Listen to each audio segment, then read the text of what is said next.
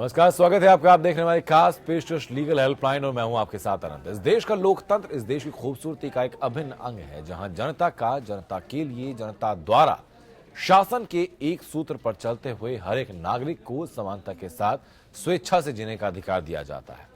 लोकतंत्र की आत्मा संविधान को कहा जाना गलत नहीं होगा और इसी संविधान का प्रियम्बल यानी संविधान की प्रस्तावना भी समाज के हर व्यक्ति के लिए समता और न्याय की बात करती है। कानून हर समस्या के सही प्रारूप में समाधान के लिए मौजूद है, लेकिन सही जानकारी ना होने या कानूनी पेचीदगियों के चलते समाज का एक बड़ा हिस्सा सही समय पर न्याय हासिल करने में असमर्थ महसूस करता है। और इसी अंतर को खत्म करने के लिए इंडिया लीगल रिसर्च फाउंडेशन की इनिशिएटिव लीगल हेल्पलाइन में हम यहाँ मौजूद हैं, आपकी हर कानूनी समस्या में आपकी सहायता के लिए। हमारा उद्देश्य है कि किसी भी तरह की कानूनी अड़चन के दौरान आपके साथ हम खड़े हों, आपकी कानूनी सहायता के लिए। और इंडिया लीगल रिसर्च फाउंडेशन इस लीगल हेल्पलाइन के जरिए आपकी कानूनी समस्याओं के लिए निःशुल्क कानूनी सहायता के साथ मौजूद है। जो नंबर आपकी टीवी स्क्रीन पर दिखाई दे रहे हैं उन नंबर पर फोन करके आप हमसे जुड़ सकते हैं, निःशुल्क कानूनी सहायता प्राप्त कर सकते हैं। रोजाना आपके सामने एक नए विषय के साथ हम आते हैं ताकि आपकी कानून संबंधी जानकारी को मजबूत किया जा सके। इस दरमियान आप हमसे किसी भी तरह की कानूनी समस्या को लेकर सहायता के लिए हमें कॉल कर सकते हैं। और आज का हमारा विषय है कि एफआईआर को लेकर क्या प्रावधान है, क्या जरूरी कानूनी प्रावधान है, कैसे आप एफआईआर दर्ज कर सकते हैं, एफआईआर दर्ज कराने में क्या आपको परेशानियां आ सकती है, उनके लिए बेहतर कारगर कानूनी उपाय, कानूनी तरीका उसके लिए क्या दिया गया है। कानूनी सहायता के लिए आप हमें कॉल कर सकते हैं। स्क्रीन पर नंबर आपके लगातार फ्लैश हो रहे हैं। इसके अलावा अगर आप किसी और कानूनी समस्या से संबंधित भी जानकारी चाहते हैं तो हम आपके साथ यहाँ मौजूद हैं, आपकी हर कानूनी समस्या में आपके लिए बेहतर और निःशुल्क कानूनी सहायता के लिए।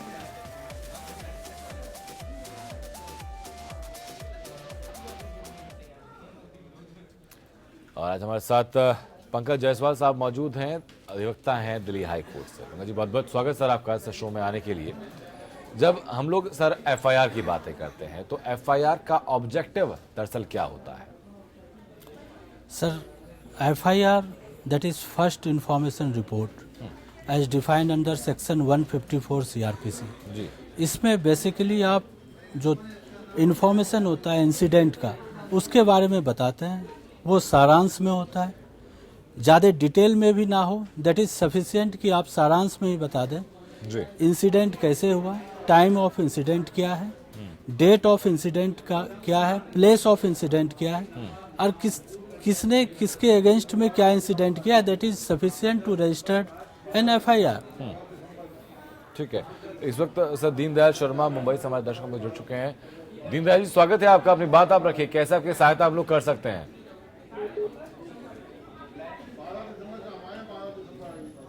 आपका नंबर हम तक पहुंच चुका है sir. India legal research foundation team आपको कॉल करेगी और बेहतर सहायता की जाएगी। इस वक्त दिल्ली से रोशन हमारे दर्शक जुड़ चुके हैं। रोशन, अपनी बात आप रखिए। सर, मेरे पिताजी गवर्नमेंट प्रेस में जॉब करते थे जी। वहाँ पे वो एक्सपायर हो गए थे सर 2000 में जी। तो सर वो मतलब मैंने उनके वहाँ पे अपने लिए मेरी माँ की पेंशन हो चुकी थी। वहाँ पे मैंने अपनी नौकरी के लिए अर्जी डाली थी वहाँ जी, जो कि मतलब हो गई थी। इंटरव्यू हो चुका था मेरा सर। लेकिन जो इंक्वायरी के लिए वहाँ के ऑफिसर आए थे उन्होंने मेरे से मतलब पैसे मांगे सर। मैंने पैसे दिए नहीं सर, इसीलिए उन्होंने मेरा केस रिजेक्ट करवा दिया, ये बोल के इनके पास भैंस हैं, दूध बेचते हैं, ये बोल के केस रिजेक्ट करवा दिया सर मेरा। ठीक है रोशन, पहले तो बेहतर होगा कि अनुकंपा नियुक्ति की मेरे ख्याल से आप बात कर रहे हैं, तो जो भी कागजात इस संबंध में आपके पास हैं वो कागजात आप हम तक भेजिएगा। उसके बाद हम लोग बेहतर स्थिति में होंगे क्या वो कोई सहायता हम लोग दे पाए। उसके अलावा पंकज जी, जो उन्होंने कहा है कि अनुकंपा नियुक्ति के लिए उन्होंने अप्लाई किया था इनके अपने फादर की जगह पर, लेकिन चूंकि इनसे रिश्वत मांगी गई इनके मुताबिक और ना देने के बाद इनको रिजेक्ट कर दिया गया, तो क्या इसमें कोई प्रोसेस होता है कि ये लोग रीचेकिंग की मांग कर सकें या जांच की मांग कर सकें? नहीं, जांच की मांग 100% कर सकते हैं। ये हायर अथॉरिटी में, जिस अथॉरिटी में ये अनुकंपा पर नौकरी के लिए गए हुए थे, उससे हायर अथॉरिटी में हायर ऑफिशियल के सामने इन सारी बातों को रखकर कंप्लेन कर सकते हैं। यदि कंप्लेन पे कार्रवाई नहीं होती है तब ये कोर्ट भी जा सकते हैं इसके लिए। जी, ठीक है। उम्मीद करता हूँ रोशन जो बातें पंकज जी ने कही आपके लिए बेहतर कामगार साबित वो चीज़ होंगी। पंकज जी एक बात मैं जानना चाहूँगा आपसे कि 3 चीज़ों के नाम हम सुनते हैं बेसिकली, तहरीर, रिपोर्ट और FIR। इन तीनों में मूलतः अंतर क्या होता है? तहरीर, रिपोर्ट, FIR। एक्चुअली जो FIR होता है that is first information report. उसके पहले आप FIR लॉन्च करने के लिए कंप्लेंट डालते हैं जी। कंप्लेंट या तो ओरल भी हो सकता है, रिटर्न भी हो सकता है। ओरल यदि कंप्लेंट है तो जो पुलिस है वो उसको डिक्टेट करवा के उसको रिटर्न में लेंगे, उसके बाद उस रिपोर्ट को FIR में कन्वर्ट करेंगे जी। जब FIR रजिस्टर्ड हो जाता है that set the criminal law into motion. उसके बाद बात आती है उस FIR के इन्वेस्टिगेशन की, उसकी छानबीन की, कि जो FIR लॉन्च हुआ है उसमें कितनी सच्चाई है। उसमें इन्वेस्टिगेशन करने के दौरान जो एविडेंस कलेक्ट करते हैं पुलिस ऑफिसर, फर्दर यदि देखा जाता है कि वो FIR में जो एविडेंस कलेक्ट किया गया है उससे केस आगे फर्दर चलाया जा सकता है, तो वो सारे इन्वेस्टिगेशन को चार्जशीट का रूप देकर उस चार्जशीट को कोर्ट में फाइल करते हैं और वो कोर्ट में फाइल होने के बाद केस का ट्रायल शुरू होता है। That is you can also say that is the report on the FIR। ठीक बात है सर। सर FIR दर्ज कराने हम जब अगर कभी जाते हैं तो क्या क्या मेन चीज़ों की ध्यान हम लोग को रखना होगा? FIR दर्ज कैसे कराई जाती है, कहाँ करा सकते हैं हम लोग? देखिए FIR आज के टाइम में, जब 2012 में दिल्ली में रेप कांड हुआ था, उसके बाद जस्टिस वर्मा कमेटी आई थी जिसमें 0 FIR का भी जिक्र आया। अब के हिसाब से आप FIR कहीं भी करा सकते हैं, इवन जुरिस्डिक्शन वो पुलिस स्टेशन क्यों ना लैग करे, उस पुलिस स्टेशन के पास जुरिस्डिक्शन ना भी हो तब भी आप उसमें 0 FIR दर्ज करवा सकते हैं। जी। जो मैं पहले भी बताया था, FIR लॉन्च करने के लिए जो ब्रीफ सिनॉप्सिस होते हैं, जो ब्रीफ फैक्ट होते हैं इंसिडेंट के, उसके बारे में बताया जाता है। FIR can not be encyclopedia of the whole story. आप छोटे से ब्रीफ स्टोरी भी बताकर कंप्लेंट फाइल करके उसको FIR में कन्वर्ट कर सकते हैं। जी, ठीक। सपोज करें सर वापस मैं लौटूंगा पंकज जी आपके पास। इस वक्त मुंबई से मीना शर्मा हमारे दर्शक हम लोग जुड़ चुके हैं। मीना जी अपनी बात आप रखें, कैसे आपकी सहायता हम लोग कर सकते हैं?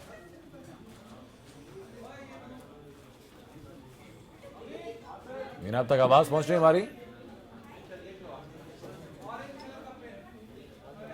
चलिए मीना, आपका नंबर हम तक जरूर पहुंच गया है और India legal research foundation team से आपको कॉल जाएगी और बेहतर सहायता की जाएगी। इलाहाबाद से अर्चना हमारी दर्शक। अर्चना अपनी बात आप रखिए, कैसे आपकी सहायता हम लोग कर सकते हैं?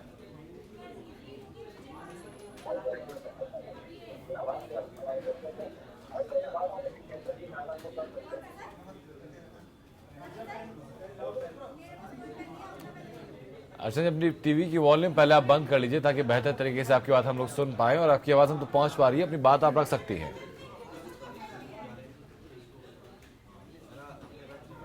ठीक है। सर, जो हम लोग लगातार बात कर रहे थे 0 FIR के अगर इतर बात की जाती है तो क्या किसी जो पुलिस चौकी होती है वहां भी FIR दर्ज हो सकती है या फिर पुलिस स्टेशन में जाकर ही हमें FIR दर्ज करानी होगी? नहीं, पुलिस चौकी या पुलिस स्टेशन, पुलिस चौकी में भी आप FIR लॉन्च कर सकते हैं। वो कंसर्न पुलिस स्टेशन में इमीडिएटली इन्फॉर्मेशन जाती है जी। 0 FIR जो ये रिसेंट कंसेप्ट है, बहुत कम लोगों को पता है कि 0 FIR भी कहीं भी लॉन्च हो सकता है। सपोज करें, मैं एक एग्जांपल दूंगा, 2014 का एक इंसिडेंट है जी, जिसमें एक एक्यूज्ड का गैंगरेप हुआ था गुड़गांव में जी, जिसमें 2 जनवरी 2014 को कोर्ट के आदेश पे 0 FIR RK पूरम पुलिस स्टेशन में दर्ज हुई थी। क्योंकि गुड़गांव में वो FIR लॉन्च नहीं हो पा रहा था तो विक्टिम ने 0 FIR लॉन्च किया था और उसके बाद गुड़गांव में वो केस ट्रांसफर हुआ था इमीडिएटली और वहाँ पर इस केस को इन्वेस्टिगेट किया गया जी। तो 0 FIR एक्चुअली क्या है कि सपोज करें कई बार विक्टिम इस कंडीशन में नहीं होता है कि जहाँ पर इंसिडेंट हुआ at the place of incident जो है उसके नियर अबाउट पुलिस स्टेशन पर जाकर उसकी सूचना दे सके। सपोज करें यदि आप रनिंग व्हीकल में कोई इंसिडेंट होता है जी, आप इतने डरे हुए होते हैं कि आप अपने घर जाते हैं, घर के भी पास के जो पुलिस स्टेशन है वहां पर आप 0 FIR लॉन्च कर सकते हैं। एक्चुअली FIR जब भी आप देखेंगे तो FIR में एक नंबर होता है जी, that FIR number so and so जी, एंड सो एंड सो। तो 0 FIR का कंसेप्ट होता है कि उसमें कोई एंट्री नहीं हुई, दैट 0 FIR को लेटर ऑन जो कंसर्न पुलिस स्टेशन है, जो उनके जुरिस्डिक्शन में है, जहाँ पर क्राइम हुई है, जो प्लेस ऑफ इंसिडेंट है, उस पुलिस स्टेशन में जाकर उस FIR की नंबर होती है। ये कंसेप्ट है 0 FIR का। जी ठीक है सर, वापस मैं लौटूंगा। बस्ती से अंशुमान हमारे दर्शक जुड़ चुके हैं हम तक। अंशुमान, अपनी बात आप रखिए, कैसे आपकी सहायता हम लोग कर सकते हैं? अंशुमान, अपनी बात आप रख सकते हैं। इलाहाबाद हाई कोर्ट में 498 का मुकदमा है जी जिधर तो वहाँ पे हमारी सुनवाई नहीं रही सर, क्योंकि दूसरी पार्टी जो हमारी है सर वो बिग पार्टी है सर, मंत्री विधायक तक की कोई वकील हमारा साथ नहीं दे रहा सर, तो उसमें हम क्या करें? ठीक है, यानी घरेलू हिंसा का मामला आपका है ये? जी हाँ। ठीक है, पंकज जी। जी सर, क्या सहायता इनकी हो सकती है? इनका कहना है घरेलू हिंसा का इन्होंने केस 498 का सर मामला है, और कोई दबंग, जो दूसरी पार्टी वो काफ़ी दबंग फैमिली से हैं, और कोई वकील भी उनको मिल नहीं रहा है उस चीज़ के लिए, इनका मुकदमा लड़ने के लिए। नहीं, 49 जो क्रिमिनल केसेज होते हैं या फिर कोई भी केसेज होते हैं, वहाँ पर कोर्ट में आप जाकर बता सकते हैं जज साहब को कि हमें भाई एडवोकेट हम हायर नहीं कर सकते या मेरी कैपेसिटी नहीं है हायर करने की। तो सारे कोर्ट में एक लीगल अथॉरिटी है जहाँ पर फ्री ऑफ कॉस्ट आपको एडवोकेट दिया जाता है। आप कोर्ट में जाएं, जज साहब को बताएंगे तो वो वहाँ खुद आपको रेफर कर देंगे कि ठीक है आप लीगल अथॉरिटी सेल में जाएं, वहाँ से आपको फ्री ऑफ कॉस्ट एडवोकेट मिल जाएगा। उसके बाद आप केस को लड़ भी पाएंगे। जी ठीक बात है। अंशुमान, मैं उम्मीद करता हूँ कि जो बातें पंकज जी ने आपको कही हैं वो आपके बेहतर कामगार साबित होंगी। आप खुद सरकारी वकील ले सकते हैं, निःशुल्क आपको वो मिलेंगे, और उसके अलावा भी कोई दिक्कत आपके सामने आती है तो हम आपके साथ मौजूद हैं आपके लिए बेहतर सहायता के लिए। इस वक्त दिनेश हमारे दर्शक जुड़ चुके हैं हम तक। दिनेश, अपनी बात आप रखिए। चलिए, दिनेश का फोन कट गया। दिनेश, आपका नंबर हम तक जरूर आ गया है, लेकिन हमारी तरफ से आपको जल्द कॉल की जाएगी और बेहतर सहायता आपकी समस्या सुनने के बाद जरूर की जाएगी। सर, अगर ये बात हम लोग देखते हैं पंकज जी कि अगर जिसके खिलाफ आप रिपोर्ट दर्ज कराने जा रहे हैं, FIR दर्ज कराने जा रहे हैं, अगर वो कोई बहुत प्रसिद्ध व्यक्ति हैं वहाँ के, या फिर बहुत रॉब वाले व्यक्ति हैं, तो अक्सर उनके खिलाफ रिपोर्ट दर्ज कराने में पुलिस के जो लोग होते हैं वो भी थोड़ा आनाकानी करते हैं, कोई बहुत सपोर्ट आपको नहीं मिलता। अगर ऐसा कभी होता है कि आपकी रिपोर्ट दर्ज ना हो किसी भी कारण से, तो फिर व्यक्ति क्या कर सकता है? सर, जस्टिस वर्मा कमेटी का जो रिपोर्ट था, जो जिसके वजह से अमेंडमेंट हुआ था CRPC में 2013 में, जो रिपोर्ट आई थी, उसके बाद बहुत सारे चीज़ें चेंज आ गई है जी। इवन सेक्शन 154 में जब आप कंप्लेंट फाइल करने जाते हैं पुलिस स्टेशन, दैट इज ये लीगल प्रोविजन है जी। जब पुलिस स्टेशन में आप कंप्लेंट फाइल करते हैं, सपोज करें आपका FIR दर्ज नहीं हुआ उस पर, तब क्या कर सकते हैं? उसके बाद प्रोसेस ये होता है कि आप उनके जो सीनियर ऑफिसर होते हैं, आइदर सुपरिटेंडेंट ऑफ पुलिस या ACP, DCP या कमिश्नर ऑफ पुलिस, आप उनको भी एक कंप्लेंट फॉरवर्ड करें। उसके बाद भी आपके कंप्लेंट पे सुनवाई नहीं होती है, then you have power under section 156(3) to file a criminal complaint before concern magistrate. जी। सेक्शन 156(3) के अंतर्गत आप कोर्ट जा सकते हैं, कोर्ट से रिलीफ मिल सकती है आपको इस ग्राउंड पे कि कंसर्न पुलिस स्टेशन ने हमारे FIR को दर्ज नहीं किया जाए। यदि उसमें मेरिट होगा तो 100% जो कंसर्न मजिस्ट्रेट होते हैं वो डायरेक्ट करेंगे पुलिस स्टेशन को कि FIR लॉन्च करें। इवन इसमें एक क्रिमिनल प्रोविजन भी है IPC में, सेक्शन 166A। जी। सपोज करें आप कंप्लेंट दाखिल करने जाते हैं और there is a cognizable offence. Offence दो तरह के होते हैं, cognizable and non cognizable. Cognizable offence जो सीरियस क्राइम होते हैं, दैट इज कॉग्निजेबल ऑफेंस, जैसे मर्डर हो गया, रेप हो गया, डकैती हो गया, अपहरण जो रिलेटेड, ये सारे जो क्राइम है ये सारे कॉग्निजेबल ऑफेंस है। नॉन कॉग्निजेबल ऑफेंस वो जो होते हैं जो उतने सीरियस क्राइम नहीं होते, जिसमें वारंट की जरूरत नहीं होती, जिसमें वारंट आप कोर्ट से ले सकते हैं। लेकिन यदि आपका कंप्लेंट किसी कॉग्निजेबल ऑफेंस को डिस्क्लोज कर रहा है, उसके बाद भी पुलिस स्टेशन में आपके उस कंप्लेंट पे FIR दर्ज नहीं होता है, then you have right to file a complaint against such police officer, and that police officer may be prosecuted under section 166A IPC। ठीक है, बेहतर बात सर आपने बताई है। इस वक्त अल्मोड़ा से नेहा हमारे दर्शक जुड़ चुके हैं हम तक। नेहा, अपनी बात आप रखिए, कैसे आपकी सहायता हम लोग कर सकते हैं? ये पता कर रही थी ना। जी हेलो जी सर। जी नहीं, अपनी बात रखिए आप। जी मैं ये कह रही थी ना। जी हेलो जी कि जो एक बार हाईकोर्ट में जो सुप्रीम कोर्ट में मामला भेज रखा था कि पिताजी की नौकरी मतलब जब पिताजी की डेथ जाती है तो वो नौकरी विवाहित कन्याओं को मिलनी चाहिए, तो सर उस बारे में सुप्रीम कोर्ट से कुछ सुनना ही नहीं हुई। नहीं, क्या आपका ऐसे कोई केस लंबित है आपका इस संबंध में कोई? सर क्या आपका इस संबंध में कोई केस लंबित है?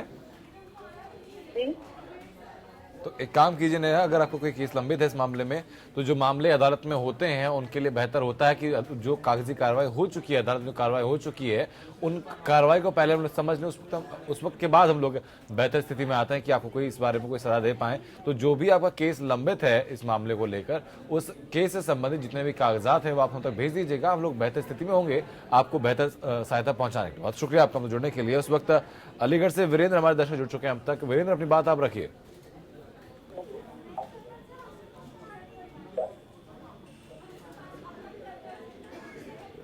आप तक आवाज पहुंचे वीरेंद्र हमारी? नमस्ते सर। जी नमस्कार। ऐसा है सर, मेरे फादर इन लॉ हैं, 85 ईयर्स ओल्ड है। जी तो क्या हुआ सर कि उनकी पावर ऑफ अटॉर्नी करा करके एक किसी दबंग व्यक्ति ने उनका तकरीबन 22 बीघा जमीन और जी उसका फर्जी तरीके से बैनामा करा लिया सर। रिपोर्ट कराई आपने इस बात की? जी ऐसा हुआ कि एक्चुअल में क्या है कि फादर इन लॉ वृद्ध हैं, मैं उनके कोई संतान भी नहीं है। तो मैंने डीएम साहब से और एसएसपी महोदय से ज्यादा रिक्वेस्ट करने के बाद भी उन्होंने मेरी एफआईआर नहीं ली। जी। तो उसके बाद फिर मैंने 156(3) से अपनी रिपोर्ट दर्ज कराई। जी। और 156(3) से रिपोर्ट दर्ज कराने के बाद में क्या हुआ, पुलिस ने तो उसको दाब दिया, जांच नहीं की और जांच न करने के बाद उसको रिजेक्ट कर दिया। उसके बाद फिर मैं कोर्ट चला गया और कोर्ट जाने के बाद क्या हुआ सर कि एक बार फिर दोबारा से कोर्ट ने उसको रिजेक्ट कर दिया। फिर मैं उसे आगे लेकर गया। आपकी बात मैं तो सर मैं अभी समझ क्या- रहा हूँ। अब एक काम कीजिए सर कि आप जो आपके केस के संबंधित जो कागजात हैं आप हम तक भेज दीजिएगा और एक कोरे कागज पर ये पूरी जो घटनाक्रम रहा है इसको लिखकर भेज दीजिएगा। उस वक्त हम लोग बेहतर स्थिति में होंगे आपके कागज देखने के बाद कि जो आपने रिपोर्ट लिखाई है उसमें क्या लिखा गया है, जो रिजेक्शन जो हुआ है वो किस वजह से हुआ है, तो हम उस वक्त बेहतर स्थिति में होंगे आपकी सहायता करने के लिए। बहुत बहुत शुक्रिया आपका हम तक जुड़ने के लिए, हम तक कॉल करने के लिए। इन सब चीज़ों में एक बड़ा ही महत्वपूर्ण चीज़ अभी जो क्वेश्चन उठकर आया, एक बड़ा ही महत्वपूर्ण चीज़ है। क्रिमिनल लॉ के अंदर जी कंप्लेनेंट कोई भी हो सकता है। सपोज करें किसी का मर्डर हो गया तो वहाँ पर उसके रिलेटिव उसके साथ रहें कोई ज़रूरी नहीं है, या फिर जो मर गया वो कैसे कंप्लेंट करेगा? वो अकेला जा रहा है, उसके रिलेटिव उसके साथ नहीं है, तो कंप्लेंट कौन करेगा? तो ये बड़ा ही लोगों के बीच में इस तरह के कन्फ्यूजन है। जी मैं उस कन्फ्यूजन को दूर करना चाहूँगा। जैसे इन्होंने कहा कि उनके कोई नहीं है, जी कुछ मजबूत लोगों ने, दबंग टाइप के लोगों ने इनके ज़मीन का पावर ऑफ अटॉर्नी करवा लिया। तो इस विषय पे मैं कहना चाहूँगा कि criminal complaint can be filed by anybody else. कोई भी आदमी किसी भी तरह के क्रिमिनल कंप्लेंट को फाइल कर सकता है, जी इवन दो वो आई विटनेस भी क्यों ना हो, हियर से ही क्यों ना हो, वो भी जाकर क्रिमिनल कंप्लेंट फाइल कर सकता है और पुलिस उसको एफआईआर में कन्वर्ट करने के लिए ड्यूटी बाउंड है यदि वो कंप्लेंट डिस्क्लोज कर रहा है कोई भी किसी भी तरह के कॉग्निजेबल ऑफेंस का। ठीक है सर। इस वक्त अमृतसर से प्रदीप हमारे दर्शक जुड़ चुके हैं हम तक। प्रदीप, अपनी बात आप रखिए, कैसे आपकी सहायता हम लोग कर सकते हैं? हाँ जी सर, क्या इस उम्र चेक हो जाएगा? चेक दिसंबर कैसे एफआईआर दर्ज कर सकती है? आपकी आवाज साफ हम तक पहुंच नहीं। प्रदीप, अपनी बात दोहराइए। अगर मुझे किसी चेक दिसंबर हो जाए, दिसंबर में कैश ना हो तो पुलिस एफआईआर दर्ज कर चेक सकती बाउंस है। अगर होता है आपको दिया हुआ, आप उसकी बात कर रहे हैं? ठीक है, मतलब जहाँ तक मैं प्रदीप की बात समझ पाया हूँ, मेरे ख्याल से यही कहना चाह रहे हैं कि आपको कोई चेक मिलता है और चेक अगर बाउंस हो जाता है तो चेक देने वाले के खिलाफ आप क्या कार्रवाई कर सकते हैं? सर इसमें 2-3 प्रोविज़न है। यदि चेक बाउंस होता है तो सेक्शन 138 निगोशिएबल इंस्ट्रूमेंट के एक्ट के अंदर जो प्रोविज़न है उसके हिसाब से आप जैसे विदिन 1 मंथ आपको लीगल नोटिस सर्व करना होता है। लीगल नोटिस सर्व हो जाने के बाद यदि 15 डेज के बाद वो पेमेंट नहीं कर पाता है तो after the lapse of 15 days within 1 month within 30 days you have to file a complaint यदि वो आपके चेक का पेमेंट नहीं करता है 15 दिनों के अंदर। इसके अलावा सिविल सूट में भी प्रोविज़न है, you can move before court for recovery of that amount also. तो ये 2 मेन रिकॉर्ड्स हैं चेक बाउंस के केस के। ठीक है सर, इस वक्त ग्रेटर नोएडा से सर मनीष हमारे दर्शक हम लोग जुड़ चुके हैं। मनीष, अपनी बात आप रखिए, कैसे आपकी सहायता हम लोग कर सकते हैं? जी सर, नमस्कार। जी नमस्कार मनीष। सर एक जानकारी लेना चाह रहा था मैं सर से। जैसे हमारे दादाजी हैं जी, हमारे पापा और हमारे चाचा 2 भाई हैं ना, तो उन्होंने छोटे वाले हैं, उन्हीं के पास सारी अपनी संपत्ति दे रखी, जबकि वो दादा लाई चली आ रही है, तो उसमें कुछ कर सकते हैं हम? जमीन सर नाम किसके है, संपत्ति नाम किसके है? क्या कोई वेल थी दादा की आपके? हाँ जी, दादाजी की नाम है सारी की, लेकिन पीछे से चली आ रही है, दादा लाई है, तो उससे कुछ जानकारी लेना चाह रहा है। नहीं तो उसमें क्या दादाजी की कोई वसीयत तैयार की है उन्होंने? हाँ, उन्होंने चाचा जी के नाम से बचत कर रखी है। ठीक है। एंसेस्ट्रल प्रॉपर्टी पे कोई पर्सन भाई को तो बेदखल कर ही नहीं सकता। एंसेस्ट्रल प्रॉपर्टी पे जितने भी लीगल हियर्स होते हैं सबके इक्वल राइट होते हैं। सपोज करें यदि प्रॉपर्टी आपके दादा का है तो आपके भी उतने ही राइट बनते हैं और आपके ब्रदर के ही उतने ही राइट बनते हैं। आपके ब्रदर आपको उसको उस प्रॉपर्टी से आपको बेदखल कर ही नहीं सकता, ये कोई लीगल प्रोसेस है ही नहीं। तो सर इनको शिकायत कहाँ कर सकते हैं? हाँ, यदि नहीं बेदखल करने का तरीका क्या है? आपको मकान से निकाल दिया, किस तरह से बेदखल किया, ये पहले बताएं। ठीक है मनीष, आपका नंबर हम तक पहुंच गया है और Indian legal research foundation team की तरफ से आपको कॉल जरूर की जाएगी इस बारे में, और पूरी जानकारी लेकर उसके बाद फिर आपको हम लोग बेहतर सहायता दे पाएंगे। बहुत बहुत शुक्रिया आपको जुड़ने के लिए, और बहुत बहुत शुक्रिया सर आपका भी शो में आने के लिए और बेहतर जानकारी हम तक देने के लिए। इंडिया लीगल रिसर्च फाउंडेशन की इनिशिएटिव लीगल हेल्पलाइन का एकमात्र उद्देश्य यही है कि समाज के हर वर्ग के वो लोग जो कि सही समय पर न्याय नहीं पा पाते हैं या न्याय तक नहीं अपनी पहुंच कर पाते हैं, उन्हें न्याय के दरवाजे तक ले जाना, उनको बेहतर और निःशुल्क कानूनी सहायता देना। नमस्कार।